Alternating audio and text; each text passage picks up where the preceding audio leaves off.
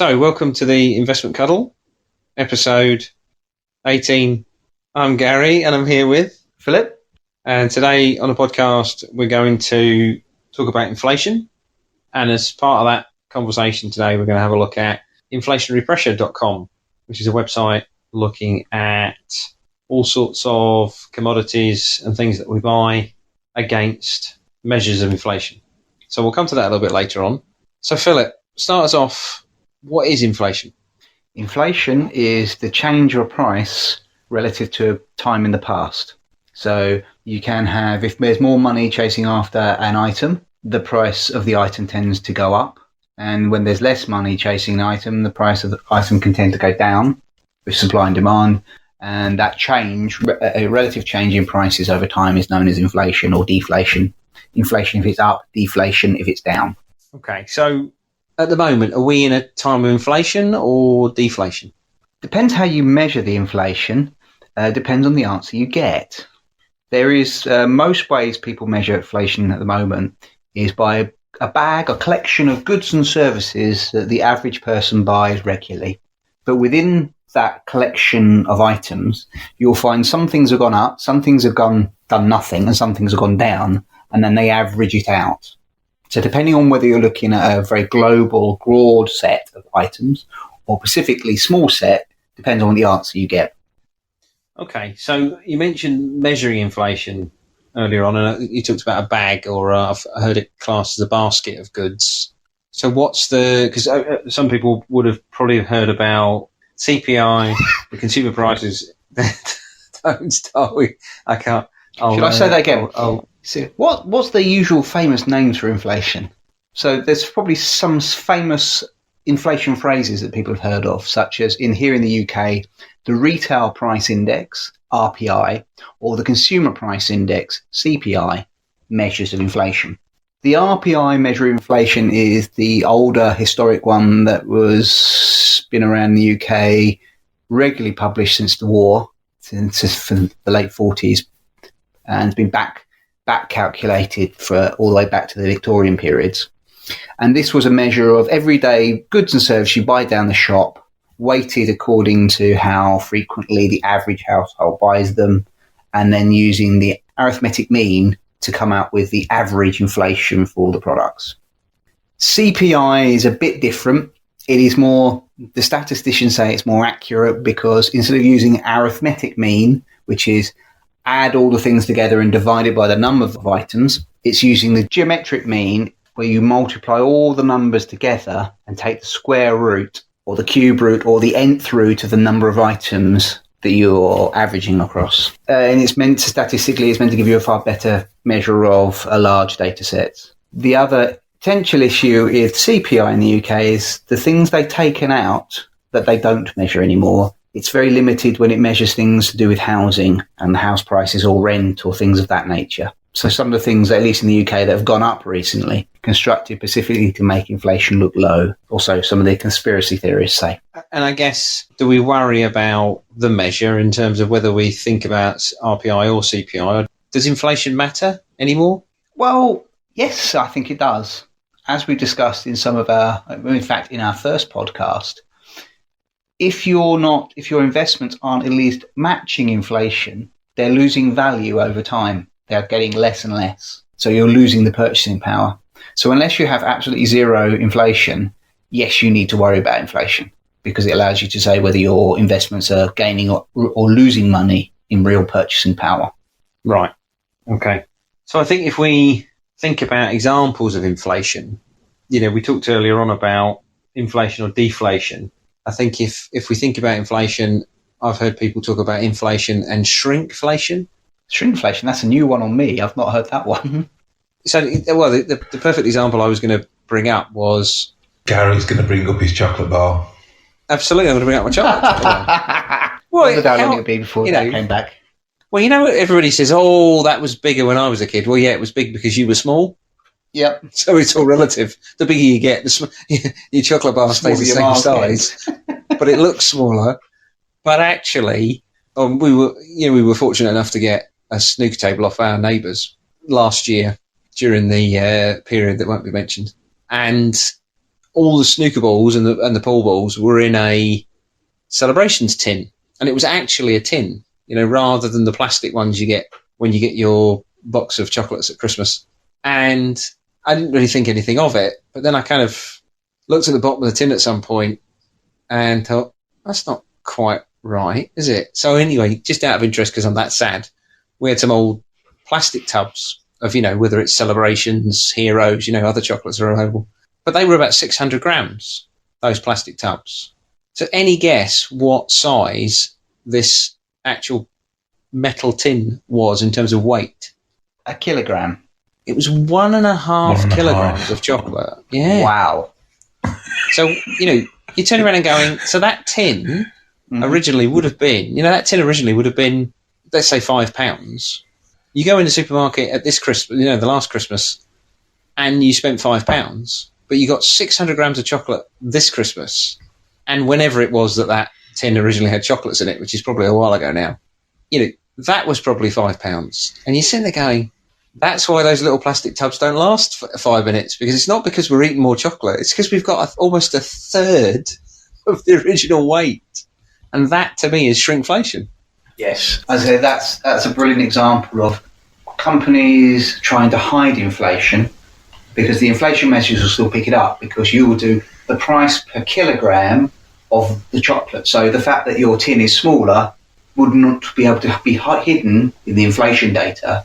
But to the average man going around the shopping centre or the supermarket, you might not notice until you get home and realise, I've only got 20 sweets instead of 40 for the same price. Well, here's one for you though, Phil.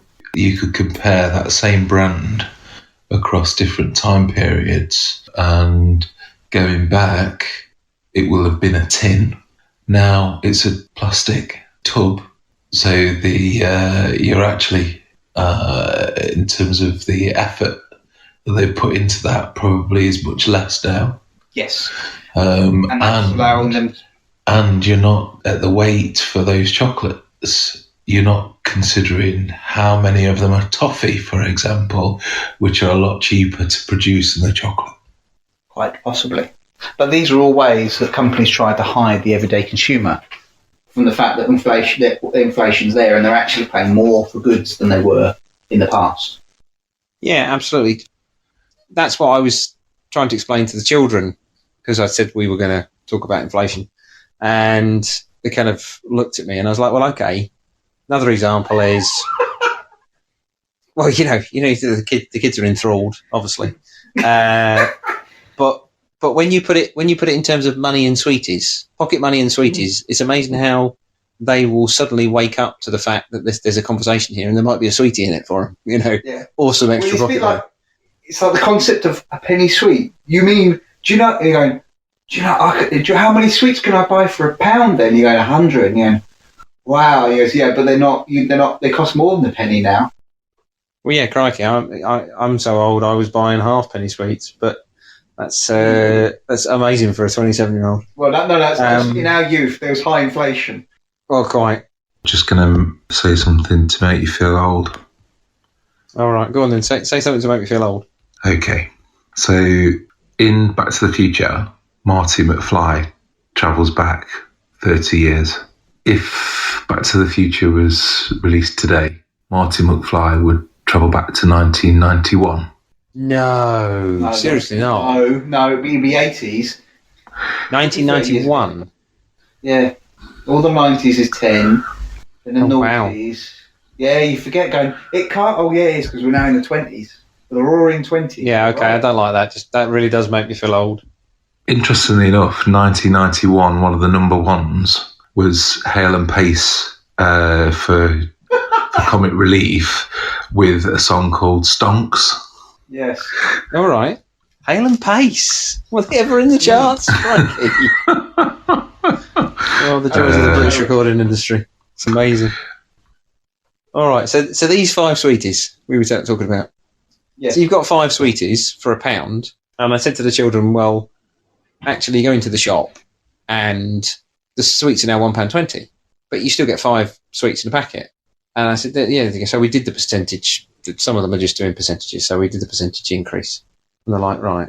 I said, well, what happens then if you go into the sweetie shop and you pick up your packet of sweeties and they're £1? So you walk up to the counter, you hand over your £1 like you did the week or the month before. So there's only 4 sweeties in the packet. Coming back. So you turn around and say, well, what percentage change is that? So it's still a 20% change, but they're not charging you anymore. So in some respects, it's not just about the fact you've got inflation or shrinkflation, because both are inflation.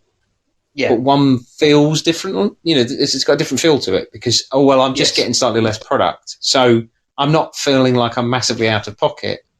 And and so I thought that was just an interesting way of trying to get them to understand what happens. And I think, the classic phrase from one of them was, well, that's not fair.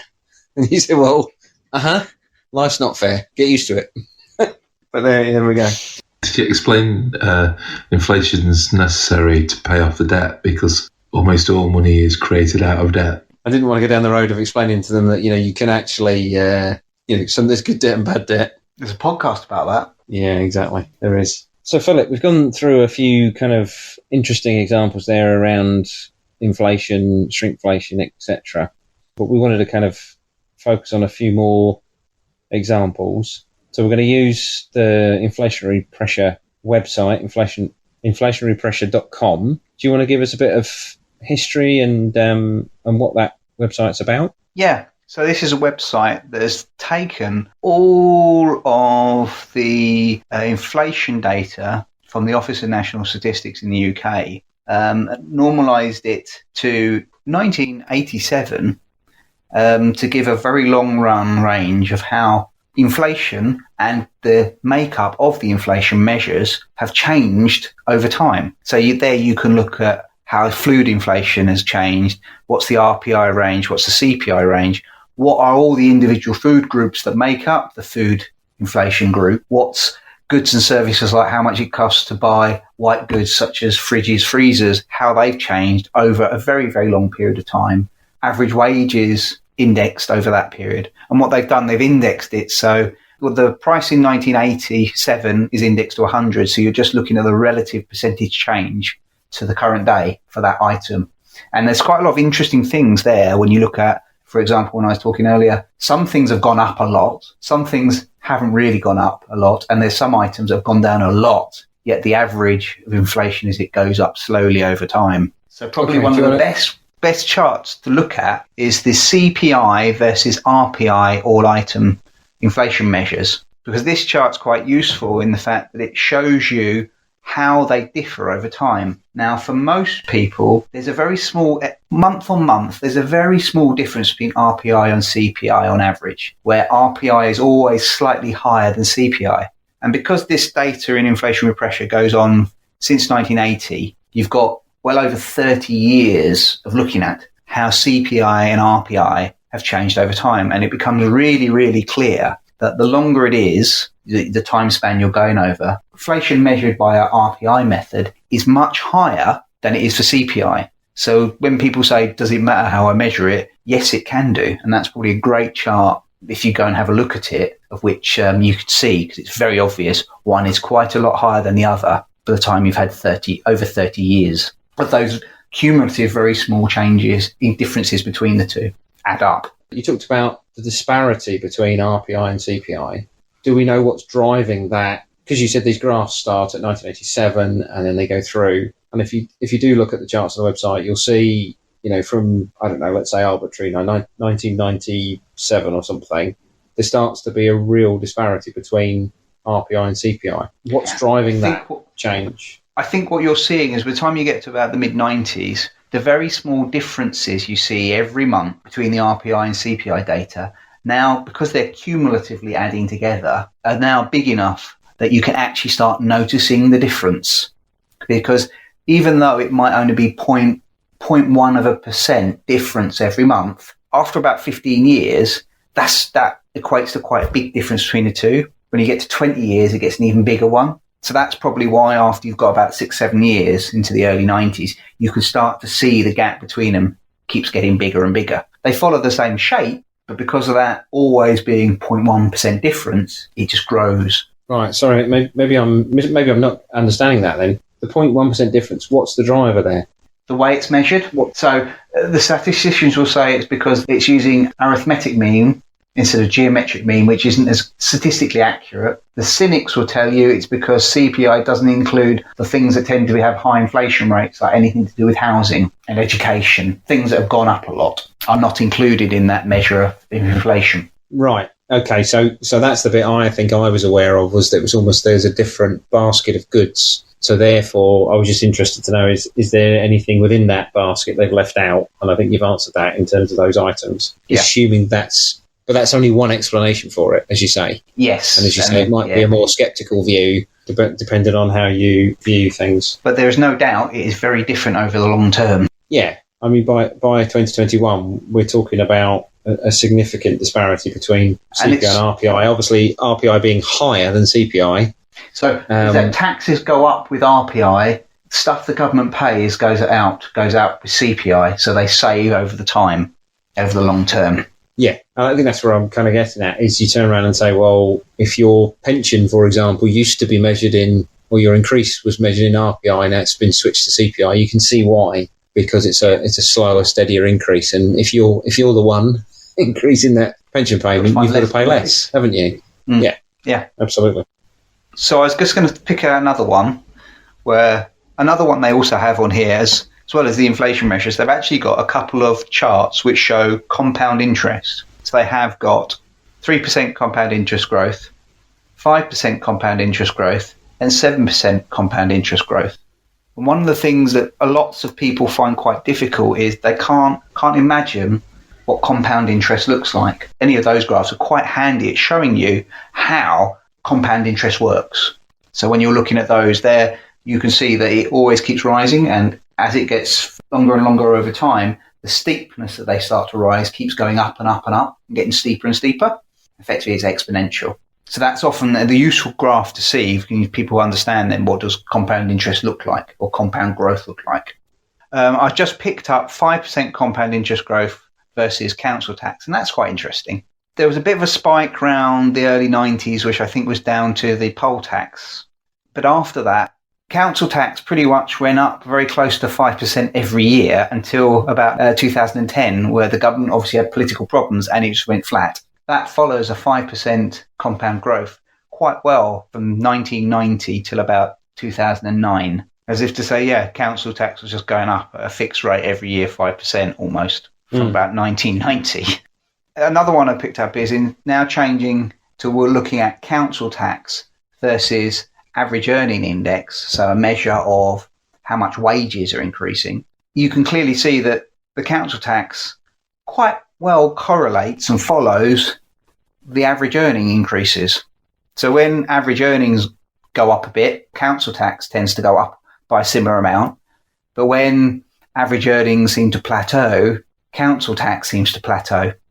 The other one is if we then move toward RPI against average earning index, you can generally see for most of the time, wages are going up slightly faster than inflation. So you've got slightly more purchasing power every month. It's more than slightly more, though, isn't it? Well, yeah, but every month it goes up slightly more. But over 30 years, that equates to quite a lot. So because on a month-by-month basis, on average over the last 35 years, wages have gone up slightly higher than RPI inflation. Effectively, you've got more, over the longer term, you've got more purchasing power, certainly over 35 years, compared to 35 years ago. Yeah, and I think that's interesting, because I don't know whether we feel better off than we did 30 years ago. Yeah, and that's probably where what we're spending it on. It's probably more discretionary spend than, say, necessity spend, such as on food. Because if you plotted RPI against, say, total food, it's the other way round. RPI has generally gone up most of the time faster than food. There are small periods of time where food has gone up faster, but over a long period of time, food has gone up a lot less than general inflation.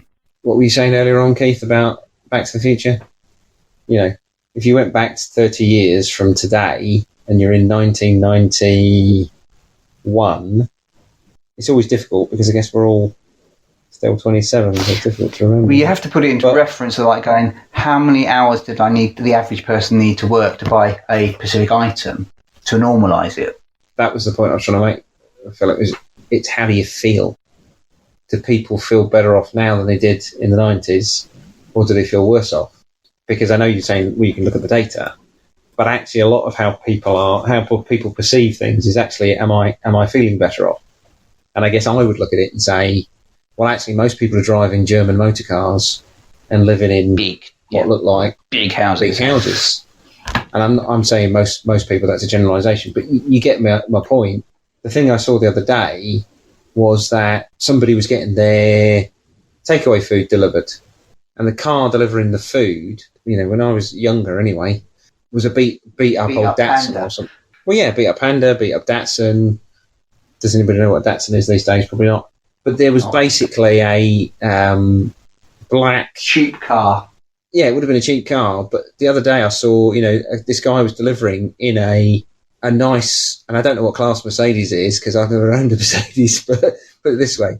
It was not a car that I own and I'm not likely to own. It was a large, fairly new Mercedes. So just in that very single data point, I think the delivery driver's probably feeling better off than he would have done in the 90s.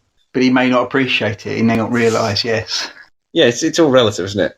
Because that's a very point. If you had plotted average earnings against buying a car, you tend to find that car prices went up a bit until the late 90s, and then just dropped and then have basically not moved since the mid-2000s, whereas wages keep going up. So you can keep buying more and more car now for the same amount of money compared to what you used to.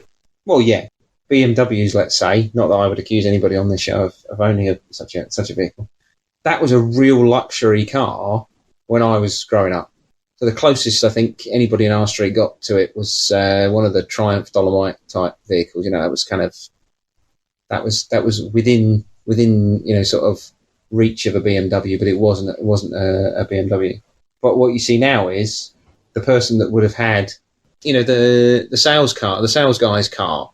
It would have been a Sierra, Cavalier, that kind of thing. Now it's an Audi A4, A6.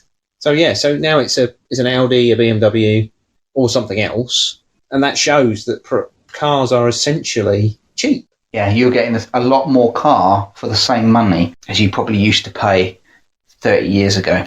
Yeah, and I think that's so. Whilst you might be feeling like cars are expensive, actually, in relative terms, what you're finding is you might be spending a similar amount of money, but what you're getting as a vehicle, the quality of vehicle, is a lot better. I mean, cars anyway are fantastic, aren't they? And you've upgraded on brands, yes. So another one we're looking at now, which is RPI inflation against rail fares. And this is what you often hear about every year in the news, that basically rail fares are going up faster in inflation. As you can see on that chart, since the early 90s, yes, they very clearly have been going up faster than inflation. But if you change that and go to average earnings against rail fares, you find out that, no, they tend to follow wages. Certainly until the early 2010, they were almost perfectly correlated with average wages. After that, they seem to have gone up, and one analogy as to why that might be is due to the fact that up until that moment, rail is still reasonably a heavy employment industry, and it pays quite a lot of the staff are paid quite well.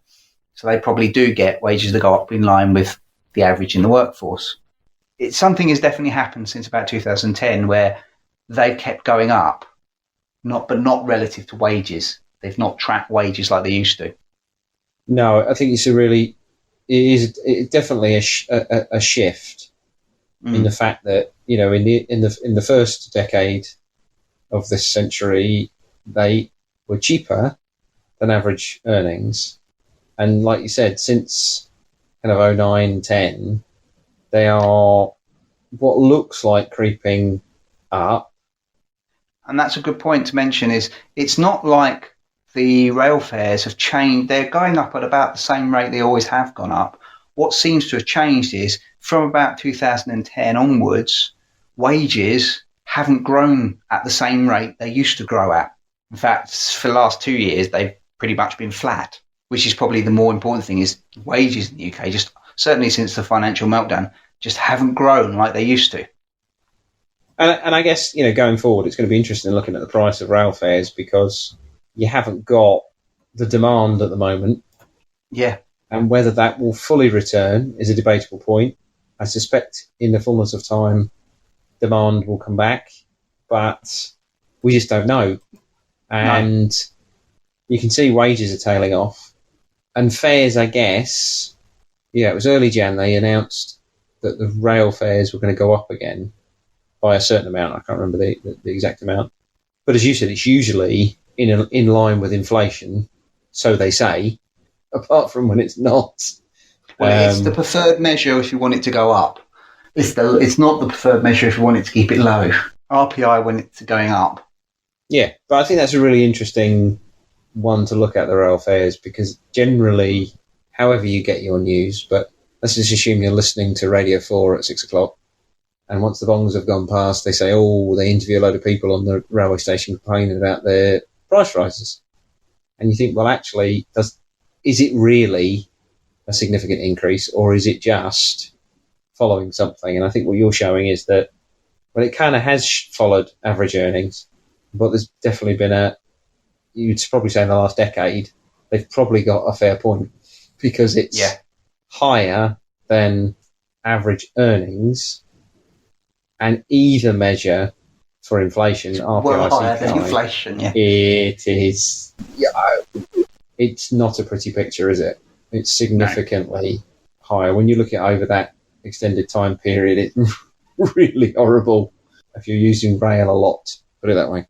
The last chart I was going to look at here now is RPI inflation versus children's clothes, or even men's clothes or women's clothes. Is quite interesting because this is an item which went for a period of stagnation where it just didn't grow very much at all.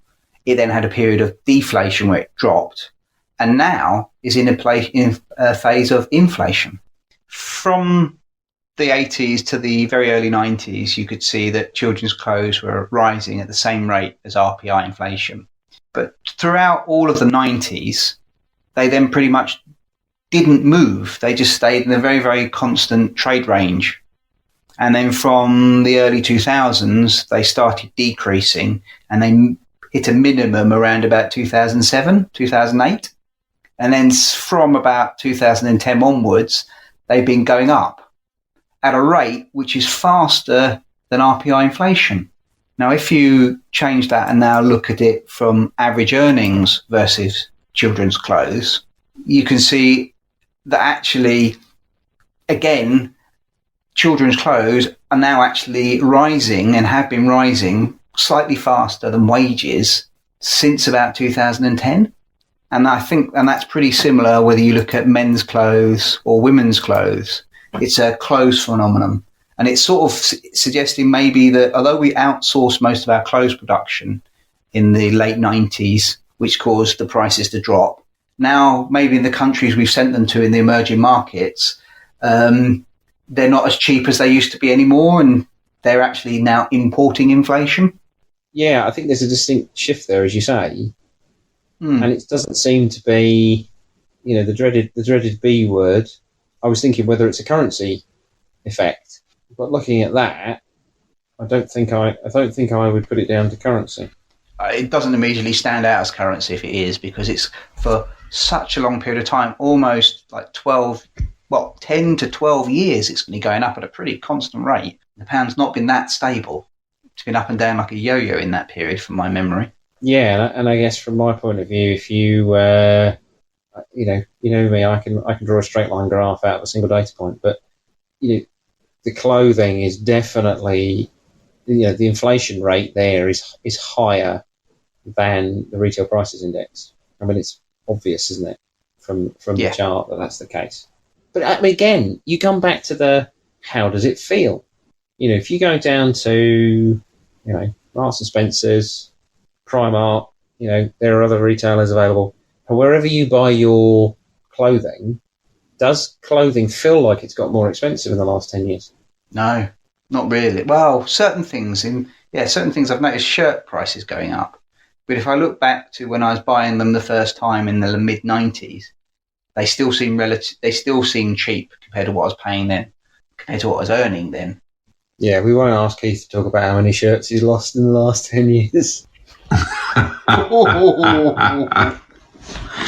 Well, let me tell you, my clothing is far cheaper than it was in the 90s, because in the 90s I was shopping on Saddlergate, and now I'm at Primark A.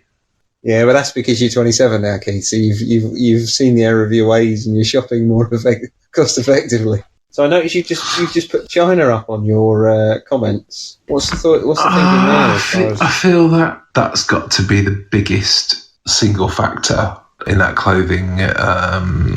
Chart. Quite probably. Yeah, it's getting inflation because we outsource so much of it there. Now they're seeing inflation, and even when you're outsourcing it to Vietnam and Bangladesh, they can't do the volume China used to do. So you're still going to get some level of inflation. Chinese-made clothes going up, I suspect. Yeah.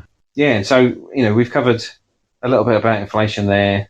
We've covered the ways you measure it, and also looking at a range of goods against those measures, and also average earnings. So I think if you are interested in what we've talked about, we're going to make the charts available as part of a YouTube video, or if you're just interested in looking at what other goods, services you can compare, then check out inflationarypressure.com, and you can play with that data to your heart's content. So thank you to Philip, and we'll see you next time.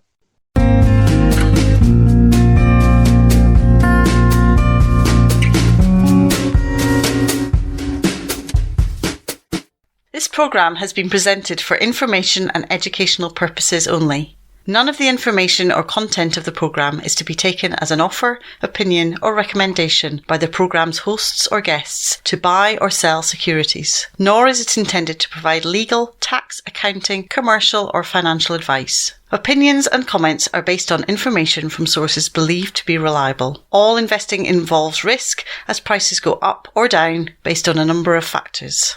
Always consider consulting a financial professional before investing.